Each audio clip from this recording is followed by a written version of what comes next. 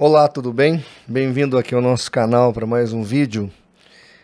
E hoje, gente, eu recebi aqui um corte de uma pregação onde a preletora, em alguns segundos, disse uma coleção de impropérios e heresias.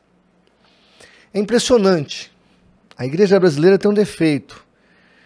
Quando aparece no meio do povo, da igreja, uma pessoa que fala bem, que se comunica bem, qual seria o procedimento? O pastor, percebendo que aquela pessoa tem um ministério, o jeito de se comunicar, tudo, conversar com ela e encaminhá-la a um seminário teológico para estudar o básico da teologia cristã. O básico.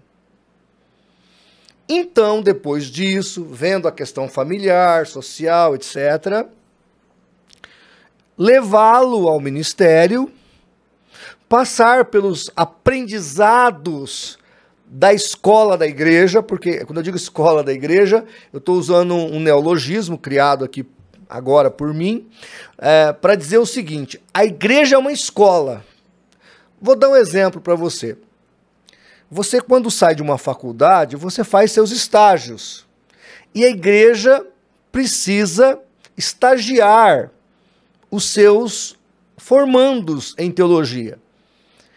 O indivíduo acabou de sair do seminário. Então, vamos trabalhar com ele ali um tempo dentro da igreja, vamos senti-lo, qual é o ministério que ele vai desenvolver, ele vai ser pastor, ele vai ser missionário, ele vai ser auxiliar, onde ele vai atuar dentro da igreja. Depois, então, encaminhá-lo. Tudo, como diz a Bíblia, feito com ordem e decência, gente. Mas, ao invés disso, o indivíduo fala bem, solta ele aí na estrada. Aí começa, contar histórias que não tem nada a ver, falar um palavreado que não é teológico. As pessoas já leem pouco a Bíblia. Aí houve esses preletores, pregadores, coaches, que não sabem de Bíblia, preferem usar um celular para pregar do que a Bíblia. Chega vestido de Superman no púlpito para chamar a atenção do povo, porque não tem conteúdo, não tem mensagem, não tem bagagem. É realmente lastimável o estado em que se encontra a igreja brasileira. Eu vou mostrar para você aqui, você vai ver que eu não estou exagerando, tá? Ufa, não perca esse vídeo então. Mas antes, você que é nosso espectador aqui do canal, assíduo, quer participar do nosso ministério? Vai lá na plataforma do Apoia-se, se inscreva, contribua com o que você puder, uma quantidade que não lhe pese mensalmente. E todos os meses, no dia 30, aqui no canal, às 22 horas, sorteamos brindes especiais de apologética. Tudo na área da apologética. Dessa vez vamos sortear essa belíssima Bíblia de estudo com apócrifos, mais livros e revistas. Então, presta atenção. Vai lá, se inscreva e nos ajude a fazer pela verdade o que as seitas fazem pela mentira. Também baixe o app do CACP para todas as plataformas de celulares. E, se você ainda não se inscreveu, se inscreva no canal e deixe o seu like para nos ajudar a promover a verdade, para promover o que é certo, para que outras pessoas possam conhecer realmente a palavra de Deus. Vamos lá então, vou soltar a pastora aqui, ou a preletora aqui, e a gente volta para comentar. Você nunca foi. E eu não sei sobre você, mas você não fica feliz de Jesus não ter te deixado do jeito que te encontrou? Aleluia! Aleluia! O que é que a Bíblia está dizendo aqui? Que houve uma desconstrução de Cristo para construir você. Ele está dizendo, queridos, que Jesus desabou da glória Desabou, literalmente, ele era Deus. Ele deixou de ser Deus, passou a ser homem, desabou. De homem, ele se humilhou mais baixo. De se humilhou, ele se tornou um pecador, se tornou mais baixo ainda. De pecador, morreu na cruz por você. Da cruz de pecador, a Bíblia diz no Salmo 22 que ele chegou ao inferno como verme. Ou seja, ele saiu de um patamar mais alto que tinha para um mais baixo que tinha. É um absurdo, é um descalabro, né? Eu notei aqui 3 pontos importantes que ela disse, 3 impropérios importantes aqui para eu dar de refutação para você. Então ela vai falar que Jesus deixou de ser Deus, isso é gravíssimo, que Jesus se tornou um pecador e que Jesus foi sofrer no inferno. Gente do céu, sabe... Essa mulher nunca foi nem na escola dominical, ela nem sabe o que é uma EBD, porque se ela soubesse, ela não falava o que falou. E veja que falou com pompa e com muita boa elocução, mas falou, sabe, não é nem heresia, é pior que heresia, é impropério, é ignorância, é aberração. Vamos lá, vamos para a Bíblia. Primeiramente, Filipenses 2,7 diz assim: mas esvaziou-se kenosis, no grego é kenosis, a si mesmo, tomando a forma de servo, fazendo-se semelhante aos homens.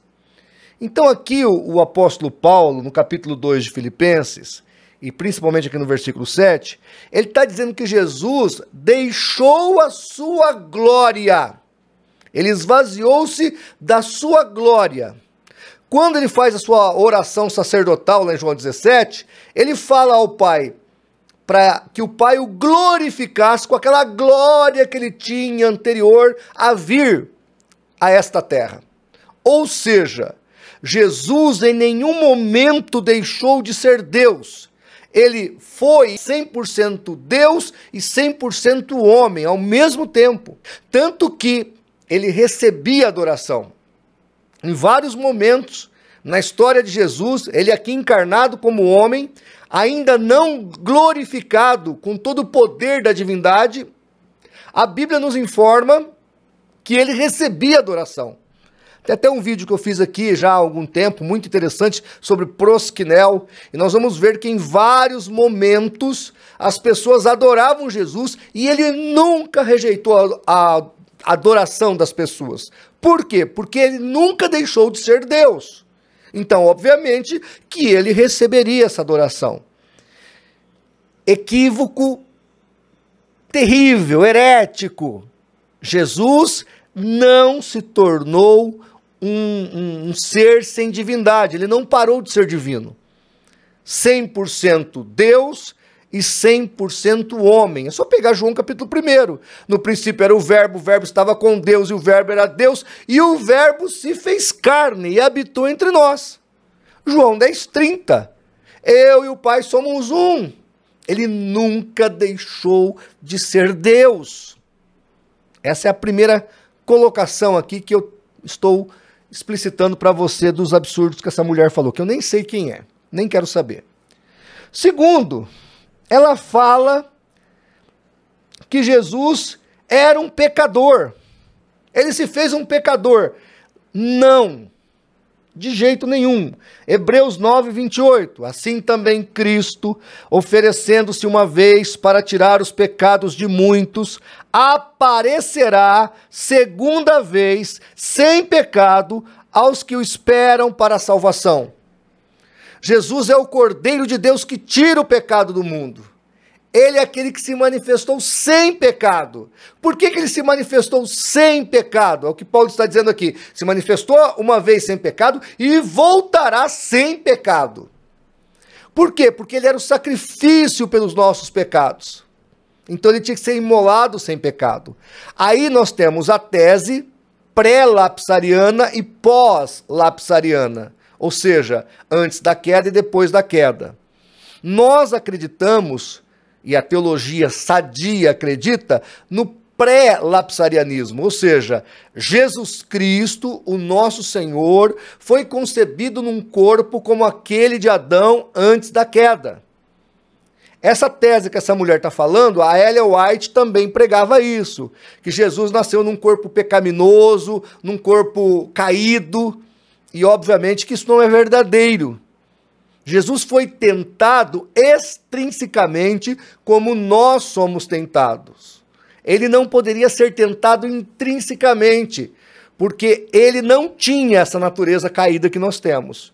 Ele era 100% homem, homem antes da queda, passou pelas tentações e provações que um homem passaria nesse mundo caído, porque ele tinha um corpo não caído, mas estava dentro de um contexto de um mundo caído. Mas sem pecado. Isso é muito importante falar. Tanto que quando ele foi ser batizado no Jordão, o João Batista falou, tu vens a mim, eu que careço-te a ti. Porque eles eram primos e um conhecia o caráter do outro.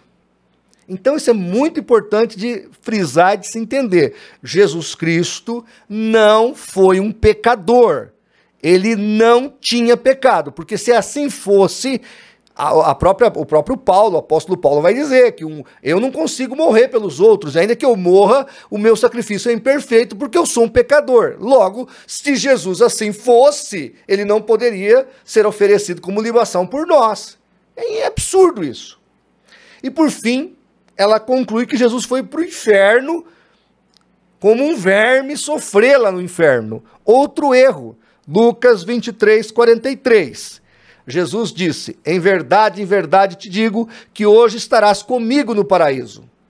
Então aqui é importante nós entendermos algo. Atos capítulo 2 fala que Jesus realmente desceu para o Hades.